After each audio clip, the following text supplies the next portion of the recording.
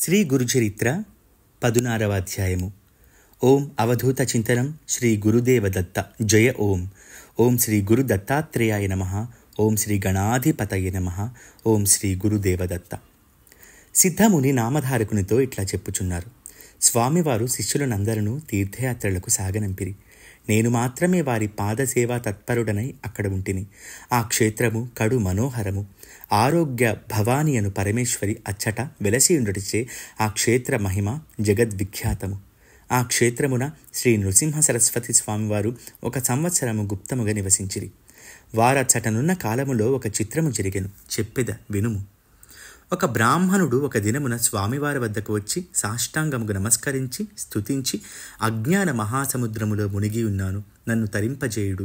నేను బహుదినములు తపమునర్చితిని గాని మనస్సునకు స్థిరత ఏర్పడలేదు. జ్ఞానము లేని తపస్సు వ్యర్థము గదా. మీ దర్శనము వలన నా మనస్సునకు హర్షోదయమయ్యను. నాకు శీఘ్రముగా జ్ఞానోదయమగునటలనేమి అయినా ఉపదేశించి నన్ను తరింపజేయుడని ప్రార్థించెను. అప్పుడు స్వామివారు నవ్వి, ఓయి బహుదినములు తపమునర్చినంటివి, నీకింత పర్యంతము గురూపదేశమయ్యేనా? గురూపదేశము లేనిది తపమెట్లాచరించితివి అని అడిగిరి. అప్పుడు ఆ బ్రాహ్మణుడు దుఃఖముతో కన్నుల నీరు కార్చుచూ, స్వామి, నా వృత్తాంతము చెప్పెద వినుడు. నాకును ఇది వరకు ఒక గురువుండెను, కానీ అతను నిష్ఠురముగా మాట్లాడువాడు. దయ అనునది ఏమాత్రమూ లేదు. విద్య చెప్పకపోగా అది చేయుము ఇది చేయుము అని కఠిన సేవల విధించెను. నేను ఆ పనుల చేయ నిరాకరించి వారిని త్యజించి మీ కడకు వచ్చి తిని. వారి వాక్యమును వినకపోవుటచే వారికి నా మీద మరింత కోపము వచ్చెను. ఇది నా పూర్వ వృత్తాంతము అని చెప్పెను. అతని వాక్యము విని స్వామివారు, ఓరి మూఢుడా, ఒకడు దేవాగారమున మల విసర్జనము చేసి ఎవ్వరైనా నది క్షేపింప అది నా ప్రారబ్ధమనినటుల ఒకడు తన ముక్కుల చెవుల కోసికొని ఇతరులకు అపశకునము కాగలందులకు వారలకెదురైనట్లు నీ చరిత్ర నాకు తోచుచున్నది. గురువును అవమానించిన నీకు జ్ఞానమెట్లు కలుగును? నీవు నిజముగా గురుద్రోహివి కాన గురువుని నోట నిందించుచున్నావు. స్వముఖమున గురువు యొక్క దోషముల కీర్తించడి నీకు మనస్థైర్యమెటుల లభించును? జ్ఞానమెట్లు సిద్ధించును?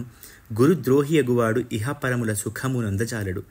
గురు సేవా విధిని తెలిసికొనిన వాడే నిజమైన శిష్యుడు. గురు భక్తునకు వాటంతట అవి వశము కాగలవు అని ఇట్లు గురుభక్తి ప్రభావమును వారు విస్తరించి చెప్పవాడను. తాను చేసిన దానికి పశ్చాత్తప్తుడై దీనవదనుడై నమ్రుడై ఇట్లు చెప్పుచుండెను. సద్గురు జయ జయ, మీరు నిర్గుణుడు నిరాకారులు. నేను అజ్ఞానమను వలలో పడి గురుస్వరూపమును గుర్తించకపోతిని. నా యందు దయ ఉంచి నాకు జ్ఞానము కలుగునటుల చేయుడు. గురువననెవ్వరు గురుసేవ చేయవలసిన విధానమయ్యేది మొదలగు విషయములు నాకు విశదీకరించి నా మనస్సును స్థిరపరచుడు అని చెప్పుచూ స్వామివారికి నమస్కరించెను. గురునాథుడు అతని దీనాలాపములకు కరుణించి అతనితో గురుసేవా విధానమును ఇట్లు చెప్పిరి. ఓ బ్రాహ్మడా, వినుము. తల్లిదండ్రులు మొదటి గురువులు. మనకు హితమును ఉపదేశించువారును గురుతుల్యులే. బ్రహ్మ విద్యను ఉపదేశించునతడు త్రిమూర్తి స్వరూపుడగు దత్తాత్రేయునిగా భావించవలయును. సావధానముగా అట్టి వారి సేవ చేసి తీరవలయును. గురు సేవాఫలము నీకు గోచరము కాగలందులకు భారతమున చెప్పబడిన ఒక కథను చెప్పుచున్నాను వినుము. పూర్వము ద్వాపర యుగమున ధౌమ్యుడను ఒక మహర్షి కలడు. అరుణుడు, పెలుడు, ఉపమన్యువు అను 3 శిష్యులు వేదాభ్యాసము నిమిత్తము వచ్చి వారి సేవ చేయుచుండిరి. పూర్వపు విద్యా పరిస్థితి ఎట్టిదనిన శిష్యుడు వచ్చుట తోడనే అతనికి విద్య చెప్పు సంప్రదాయము లేకుండెను. ఎంతో కాలము పరీక్షార్థము అతని వలన నానా విధములగు శుశ్రూషలు చేయించుచుందురు. ఇట్లు కొంతకాలము శిష్యుడు చేయు సేవచే అతని చిత్తము పరిపాకమునందుట చూచి అప్పుడు వారు కృపాదృష్టితో శిష్యుని చూతురు. వెంటనే అతడు సర్వ విద్యా పారంగతుడగును. ఇది ప్రాచీన విద్యా సంప్రదాయము. ధౌమ్యుడు నట్టి సాంప్రదాయమును అనుసరించిన వాడేగాన ఒక రోజున అరుణుడు అను శిష్యుని పిలిచి, శిష్యుడా, నీవు మా పొలమునకు పోయి చెరువు నీరు మంచిగా పొలము తడియున్నట్లు పెట్టుము. నీరు లేనిచో సస్యము ఎండును కాన శీఘ్రముగా పొమ్మనిరి. గురువు యొక్క వాక్యమును వినుట తోడనే శిష్యుడు సంతోషముతో క్షేత్రమునకు వెళ్ళి చెరువు నీటిని కాలువ ద్వారా గురువు యొక్క పొలము పర్యంతము తెచ్చుచుండ మధ్య మార్గమున ఆ కాలువ కట్ట తెగి ప్రవాహము పల్లమునకు పోవుచుండ అక్కడ దగ్గరనున్న రాళ్లను మట్టిని గండిపడిన చోట వేసి ప్రవాహము క్రిందికి పోకుండానటుల ప్రయత్నించెను. కానీ అతని ప్రయత్నము విఫలమయ్యను. అప్పుడు వాడు, శ్రీహరి, ఏమి చేయుదును? గురుకార్యము చేయలేని ఈ జన్మ ఉండి ఎందులకు? ప్రాణముల త్యజించి అయినను గురుకార్యము నిర్వహించుటయే నా ధర్మము అని నిశ్చయించుకొని గురువును ధ్యానించుచు తన శరీరమున పడిన గండికి కట్టగా నుండునటుల ప్రవాహముతో పడుకునెను. అప్పుడు ప్రవాహజాలము స్వేచ్ఛగా గురువుగారి పొలములో ప్రవేశించెను. ఆ క్షేత్రమంతయు చక్కగా తడిసెను. అంతలో గురుమూర్తి ధౌమ్యుడు సూర్యుడస్తమించినను శిష్యుడి ఇంటికి రాకుండుటకు ఖిన్నుడై వ్యాఘ్రముల చేత భక్షింపబడియుండునా అని శంకించుచు దీర్ఘస్వరముతో శిష్యుని పిలుచుచు క్షేత్రమునకు సమీపించెను. గురువు యొక్క పిలుపు చెవిని పడుట తోడనే నీటి నుంచి లేచి శిష్యుడు భక్తిభావముతో గురువు యొక్క పాదములకు వందనమాచరించెను. గురువు జరిగిన వృత్తాంతమును అతని వలన తెలుసుకొని అతని గురుభక్తికి అతని ధైర్యమునకు విస్మితుడై, నీవు సమస్త శాస్త్ర పారంగుతడువు అవుదువుగాక అని ఆశీర్వదించెను. వెంటనే అతడు విద్యానిధి అయ్యెను. నీవు ఇంటికి పొమ్ము, తగిన భార్యను వివాహమాడి సుఖముగా నుండమని చెప్పి ఆ శిష్యుని పంపివేశెను. మిగిలిన 2 శిష్యులు గురువుని సేవించుచుండిరి. కొంతకాలము జరుగా ధౌమ్యుడు పైలుడను 2వ శిష్యుని పరీక్షింపనించి ఒక రోజున అతని పిలిచి, పుత్రక, క్షేత్రమున పైరు పక్వమైనది. నీవు పొలమునకు పోయి అహోరాత్రములు కాపలా కాచి ధాన్యమును సిద్ధపరచుమనిరి. వాడును గురుని ఆజ్ఞను అనుసరించి క్షేత్రమునకు వెళ్ళి పైరును రక్షించి ధాన్యము రాశి చేసి గురువును సమీపించి, గురువుతో, ధాన్యమును సిద్ధము చేసి తిరిగి మీ ఆజ్ఞ అయినచో ఇంటికి తెచ్చేదను అను. అప్పుడు ధౌమ్యుడు అతనితో, శిష్యశిఖామణి, నా కొరకింత కష్టపడితివి, ధాన్యమును శీఘ్రముగా ఇంటికి తెమ్ము అని చెప్పి తన వద్దనున్న ఒక బండిని, ఒక దున్నపోతును మాత్రము శిష్యునకు స్వాధీనము చేసెను. శిష్యుడు వారి ఆజ్ఞను స్వీకరించి మహిషమును బండికి కాడికి కట్టి, 2వ మహిషము లేనందున 2వ ప్రక్క కాడిని తన భుజమునందే ఉంచుకొని ఆ బండిని పొలమునకు తీసుకుని పోయి 40 మణుగుల ధాన్యముతో ఆ బండిని నింపి తిరిగి ఆ బండిని వెనుకటి విధముగా గురుగృహమునకు తెచ్చుచుండెను. కానీ ఆ మహిషముతో సమముగా తాను నడువలేకుండెను. త్రోవలో ఆ మహిషము బురదలో దిగబడెను. అప్పుడు దాని కంఠపాశమును వదిలి బండిని బురద నుండి తీయగలందులకు ప్రాణమైనను లెక్క చేయక ప్రయత్నించుచుండెను. అట్టి సమయమునకే ధౌమ్య మహర్షి అచ్చట వచ్చుట తటస్థించెను. వారు శిష్యుని సాహసమునకు వాని దృఢభక్తికి సంతసించి అతనిని సమీపించి ఆలింగనము చేసుకొనిది. వెంటనే వాడును సర్వవిద్యా పారంగతుడాయెను. అతనిని ఆశీర్వదించి ఇంటికి పోయి వివాహమాడి సుఖముగా నుండమని చెప్పి పంపివేసేది. ఇక 3వ శిష్యుడు ఉపమన్యుడు గురు సేవా నిరతుడు, కానీ తిండిపోతు కనుక విద్యాభ్యాసమునకు అర్హుడు కాకుండెను. అతనికి మితాహారమును అభ్యసింప చేయవలెనని గురువు తలచి ఒక రోజున అతనిని పిలిచి, ఓరి, నీవు నిత్యము ప్రొద్దున లేచి మన గోవులను అరణ్యమునకు తీసుకుపోయి కాచుకుని రమ్ము అని శుశ్రూష విధించిరి. వాడు గోవులను మేతకు తీసుకుని పోయాను. కానీ ఆకలి అయినందున కొలది కాలమునకే గోవులను తిరిగి తీసుకుని వచ్చెను. గురువు అతనిని చూచి, ఓరి, ఇంత శీఘ్రముగా వచ్చితివేమి? సూర్యుడు అస్తమించు పర్యంతము గోవులను మేపి తీసుకురమ్మని అని పంపిరి. వాడు గురువు ఆజ్ఞను అనుసరించి గోవులను తీసుకుని పోవచ్చు.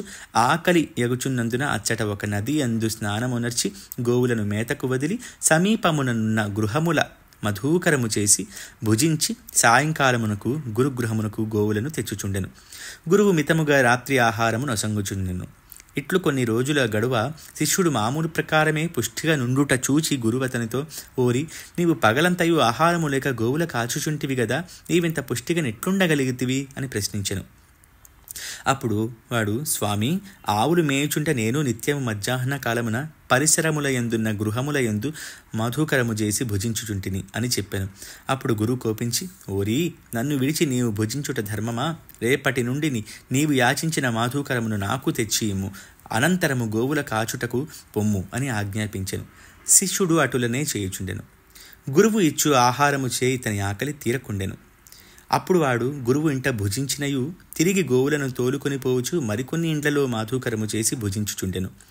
ఇట్లు కొన్ని రోజులు జరుగా శిష్యుడు వెనుకటి వలనే పుష్టిగా నుండెను. దానిని చూచి గురువు అట్లుండుటకు కారణమేమి అని ప్రశ్నించా, స్వామి, మీరిచ్చిన పదార్థముచే నాకు ఆకలి తీరనందున మరి యొక్క పర్యాయము కూడాను మరికొన్ని గృహములందు భిక్ష చేసి భుజించుచుంటుని అని నిజము చెప్పాను. గురువు కోపించి 2వసారి యాచించిన అన్నమును కూడా నాకే తెచ్చి ఇమ్మనెను. వాడును అట్లే చేసెను. అతనికి ఆకలి తీరకుండెను. మరుసటి రోజున గోవుల కాచుటకు వెడలెను. ఆవు దూడలు పాలు త్రాగుచుండ వాటి మూతి నుండి చొంగధారలు క్రింద పడుచుండెను.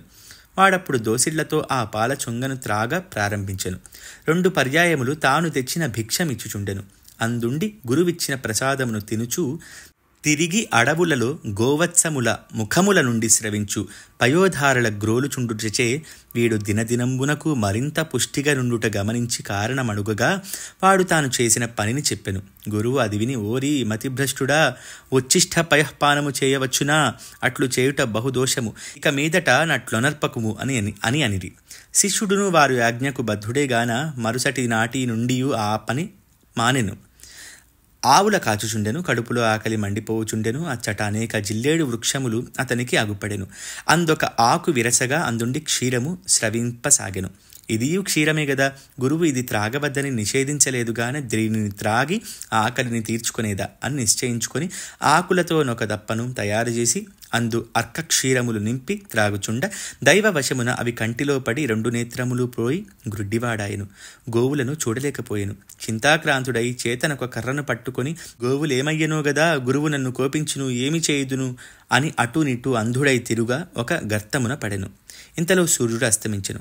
ధౌమ్యుల వారు శిష్యుడు ఎంతకునూ రాకపోయెను. ఏమి కారణమాయన విచారించుచు అడవి మార్గమున వెదకుచూ వచ్చుచుండ వారికి గోవులు మాత్రము గోచరమయ్యెను. శిష్యుడు కనబడనందున దుఃఖార్తుడై దీర్ఘధ్వనితో కేకలు వేయసాగెను. గురువు యొక్క వాక్యము చెవిని పడి గర్తములో నుండిన శిష్యుడు దీనస్వరముతో, స్వామి, ఇచ్చట పడియుంటిని అని చెప్పెను. ధౌమ్య మహర్షి అచ్చటకు వచ్చి వాని యందు కృపగలిగి వాని వలన జరిగిన వృత్తాంతమును విని, ఓరి, ఒక పర్యాయము అశ్వినీ దేవతల స్మరింపుమని చెప్పెను. వాడట్లే స్మరించినంతనే యథాపూర్వకముగా దృష్టి వచ్చెను. వెంటనే వాడు గర్తము నుండి బయటకు వచ్చి భక్తితో నమస్కరించి స్తుతించెను. అప్పుడు ధౌమ్యుల వారు సంతసించి అతనిని ఆలింగనమునర్చి, ఓ శిష్య శిఖామణి, నీ భక్తికి నీ కౌశల్యమునకు సంతసించితిని అని చెప్పి తన హస్తమును అతని శిరమున నుంచుసరికి ఆ శిష్యుడును తక్షణము వేదశాస్త్ర పారంగతుడాయను. అప్పుడు ధౌమ్యుల వారు అతనితో గృహమునకు పోయి తగిన భార్యను పెండ్లాడి, భూతలమున సుఖముగా జీవించుము, నీ కీర్తి భూతలమున ప్రఖ్యాతిగాంచును, నీకు నీతో సమానుడగు ఉత్తంకుడని శిష్యుడు నీ వద్ద విద్యను అభ్యసించి నీకు గురుదక్షిణగా పాతాళ లోకము నుండి ఆదిశేషుని కుండలముల తెచ్చి సమర్పించును. అతనే జనమేజయునితో సర్పయాగము చేయించును. ఆ సమయమున తక్షకుడు ఇంద్రుని శరణు పొంది అతని పీఠమునకు చుట్టుకొనియుండ నీ శిష్యుడైన ఉత్తంకుడు తన మంత్ర మహిమచే సహేంద్ర తక్షకాయ స్వాహ అని ఇంద్రుని పీఠముతో సహా తక్షకుని ఆకర్షింప సమర్థుడగును. ఇటువంటి శిష్యుని ద్వారా నీ కీర్తి ఆచంద్రతారకముగా ఉండగలదు అని చెప్పి అతనిని కూడా పంపివేసిరి. స్వామివారు బ్రాహ్మణునితో పై విధమైన ధౌమ్యుని కథ చెప్పి, ఓ బ్రాహ్మణుడా, గురుభక్తి ప్రభావం వింటివి కదా, గురుద్రోహికి ఇహసుఖమే లేదు, పరసుఖమెక్కడిది? అట్టివాడు గురుద్రోహమును పాపముచే కుంభీపాకమునే పొందును. గురువు సంతసించిన నేది సిద్ధించదు. కాన ఇప్పటికైనను అజ్ఞానమును విడనాడి చేసిన పొరపాటును దిద్దుకొని నీ గురువును సమీపించుము. అతడు నిన్ను తరింపజేయును. గురువు సంతోషించిన మంత్రసిద్ధి వెంటనే కలుగును అని ఆజ్ఞాపించిరి. వారి వాక్యములు విని ఆ బ్రాహ్మణుడు, స్వామి, జయ జయ, గురుతత్వమును బోధించిరి. నేను నిజముగా గురుద్రోహినైతిని. గురువు యొక్క చిత్తమునకు నొప్పి కలిగించి తిని. నేనిప్పుడు వెళ్ళినను నా ఎందెట్లు ప్రసన్నులయ్యెదరు? సువర్ణాది ధాతువులు అతికిన నతకవచ్చును. ముత్యపు చిప్ప పగిలిన ఎవ్వరైనా అతుకగలరా? గురుద్రోహినైన నేను జీవించి ప్రయోజనమేమి?